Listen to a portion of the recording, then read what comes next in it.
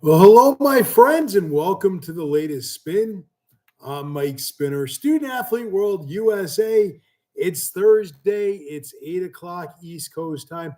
What better way to kind of kick off the weekend than spending some time with me live, right, people? Great to be here. Great to be back at it as we're now in February. And some of you might be thinking, hey, it's been a 2 week hiatus. I want to point out we did go live last week. I just don't think the video quite made it to our social media vehicles, but we were there. We had a lot of fun. Tim was out of town, so I pretty much said anything I wanted to. Just kidding, Tim. But it was a great episode as always, as will be tonight. And a lot of ground to cover. We got Super Bowl Sunday coming. And I wanted to make tonight a throwback Thursday. I had something really cool to present. I'm going to save it for next week just because there's a lot of content this week. But I think I figured out how to share a screen on YouTube Live. So if I am right, then we'll do a little throwback Thursday next week. And we'll have a little bit of fun with it. I'll just leave it at that. But for this week, lots of updates to send your way. Here's one thing.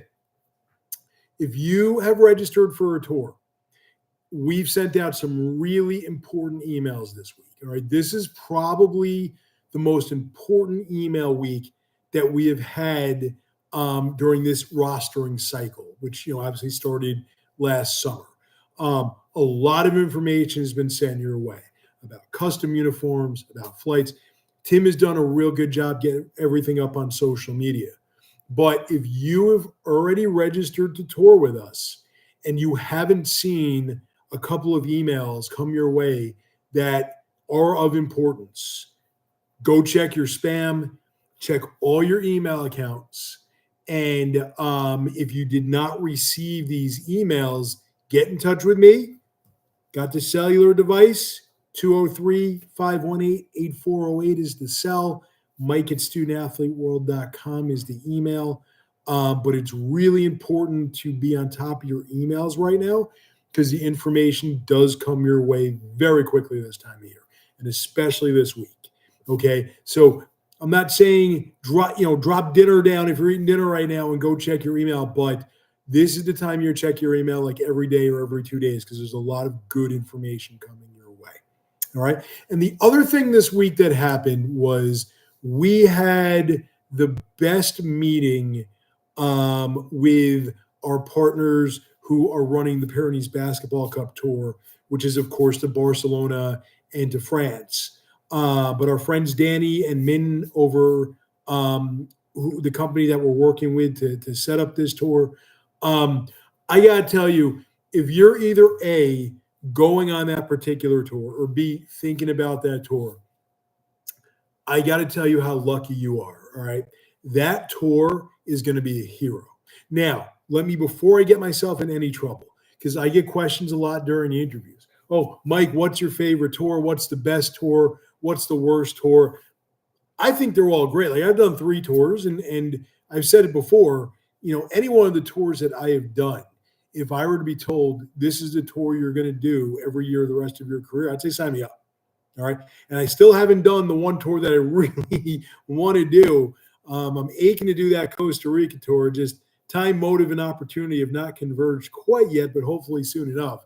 But we had a long meeting with Danny and with Min. And I got to tell you, we went through every facet of that tour, A to Z. All right. Where we're going, what we're doing, where we're staying, what we're eating, when we're practicing and playing, what we're seeing. Oh, man, what a tour that's going to be.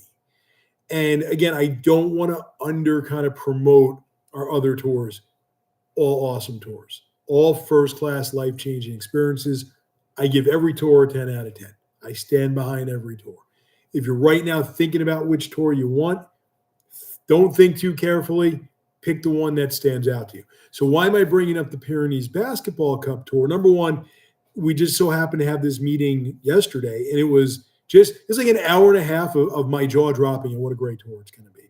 But also, this is our first year doing that tour. And something really cool, big announcement. Now, Tim already put a lot of this on social media, and so he stole a little bit of my thunder. But we're going to be the first American team ever to participate in the Pyrenees Basketball Cup. I mean, how cool is that? We're going to go there, first time Americans are participating, and we're going to win the whole thing, right? So that part was awesome as well. But even just looking at the hotels and the excursions and the meals and everything else, that tour is going to be really, really good. So I cannot begin to tell you how excited I am for you if you're going on the Pyrenees Basketball Cup tour. If you're watching this and you haven't applied yet, or you're finishing your application, or you're a previous traveler with us and you're thinking about traveling with us again, well, we've never done this tour before, I highly encourage this one. This is going to be a good one. This is going to be one I know I want to do. All right. So, Tim, if you want to send me to Europe just for the month, I do Pyrenees and then meet everyone at United World Games, I'm out. Let me go. Let me do it. Because that tour it looks real good. I'm really excited. I can't wait to see the pictures and the videos that are sent our way. So that's the news from the week. It's obviously a busy time as we're now in February. Just keep the applications coming in, keep setting up those interviews, and let's make this our best year ever. So moving on, like I said, next Thursday, I'm hoping for a throwback Thursday, but we have What in the World. And What in the World this week is brought to you by the Dallas Mavericks. Welcome aboard as a sponsor. And literally, if you're involved with the Dallas Mavericks, whether you are a member of the team, because I know you're watching, you're Mark Cuban, I know you're watching Cubes, okay? You're part of the management staff. What in the world, all right?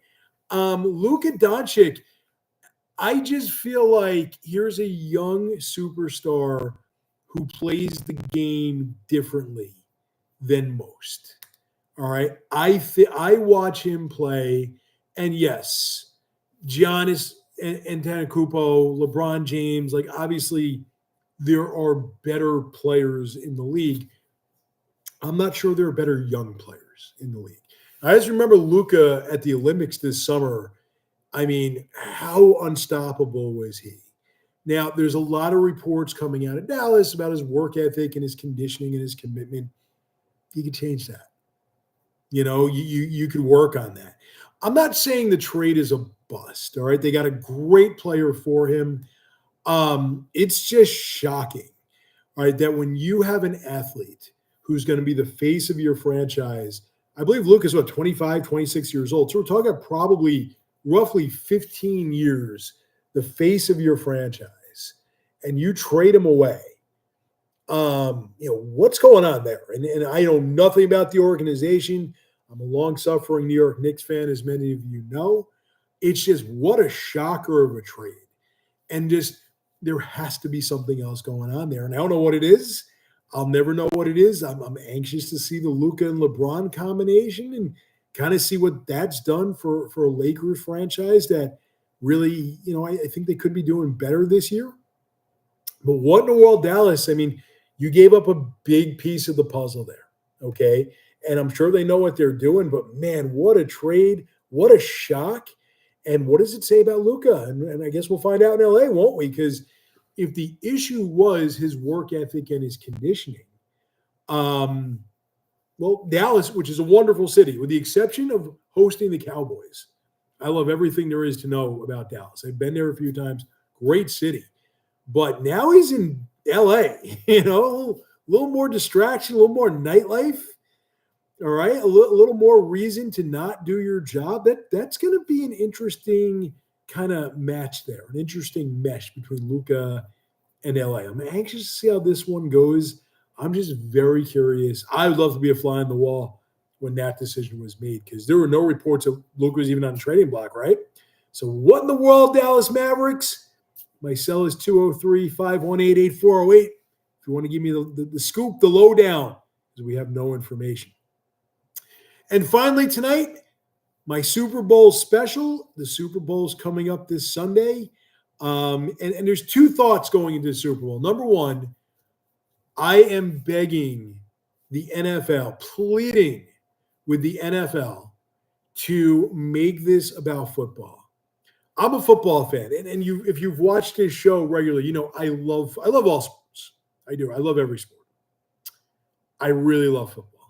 Like the fact, Super Bowl Sunday for me every year is a sad day. All right. It's the last game of the season. All right, no football for a long time. Don't tell me about the XFL, wherever they call it now. No football for a long time. It's always melancholy. It's very bittersweet. Like I love football. I want it to continue. One game and it's over. But the thing that has happened in my lifetime, the first Super Bowl I remember, I think was Super Bowl 19. I think the 49ers beat the Dolphins. I want to say it was 1984, maybe 1985. I remember it was Joe Montana against Dan Marino. Great matchup, great game. And that was about football. There was a halftime show, and the commercials were kind of a focus, but it wasn't like what it is now. It just seemed like with the 1985 Chicago Bears, if you ever want to see an awful production, Google Chicago Bears Super Bowl Shuffle video. Awfulness. And I think that just kind of changed kind of the trend of what the Super Bowl is, where it became less about football, more about the sideshow. So over the years, the halftime shows have become more elaborate. And there's always, oh, what was the best Super Bowl commercials? I haven't seen an unforgettable Super Bowl commercial since the Eli Manning, Odell Beckham commercial, not terribly long ago, where they mimicked the last scene from the movie Dirty Dancing. Remember that one? Ever since then, I can't remember a commercial all that well from the Super Bowl. So I don't really care about the commercials much. And I don't care like about who's there. So like this Sunday, Super Bowl, President Donald Trump will be in attendance. Good for him. All right. First time a sitting president will ever have attended a Super Bowl, which is crazy when you think about it. That in and of itself is just a shocker. So he'll be there. And this is not a political thing. We don't get into politics on this show. Whether you like him or not, like he'll be there. Cool. President's going to be there. And we know Taylor Swift is going to be there because, you know, her man's playing. Good for her. And now Caitlin Clark has somehow gotten into the mix. She's with them, and I don't know what her association. I guess she must be a Chiefs fan. I have no idea. But like, I want the cameras to show me football and analysis of football. I don't want to see Taylor Swift up and dancing if you know there's a touchdown. You know, Travis Kelce scores a touchdown. I don't care. You know, the President of the United States there, show him. I'm hoping he'll do the coin toss. I think that'd be a really classy and respectable thing to do. But show me the football game. All right. And I don't even know who's doing a halftime show, to be honest. To be honest, after Bruce Springsteen did it 16 years ago, Super Bowl halftime show, it's all been downhill since then. Don't at me. It's the truth. I only speak the truth here. But my hope for Sunday is that the focus is on football, even though I know it won't be. The other part of it is my prediction. You've all been waiting for it, so here it is, folks. And I feel bad when I make the prediction, but I'm not picking. I'm not hoping. I'm not rooting for, but I am predicting that the Philadelphia Eagles will win the Super Bowl on Sunday. And it breaks my heart because as a diehard New York Giants fan, seeing Saquon Barkley raise the Super Bowl trophy, because I'm also predicting he's going to be the MVP. All right. Eagles are winning, 10-point win. Saquon Barkley MVP. That's my prediction for Sunday, and it breaks my heart. All right. I'm happy for Saquon Barkley that he is realizing his potential in Philadelphia. I just wish he'd done it as a member of the New York Football Giants. And I spoke about Saquon last week, so I'm not going to spend too much time here. But why are the Eagles going to win? Number one, I think the Eagles' defense is outstanding. They are just so fast. They're so athletic. They'll be able to contain Patrick Mahomes. Okay. I don't think the Chiefs run the ball well enough to really spread out the Eagles' defense. And I just happen to think that the Chiefs are going to struggle to put points on the board on Sunday, to be honest. Remember, all year this Chiefs team has been kind of teetering on the edge.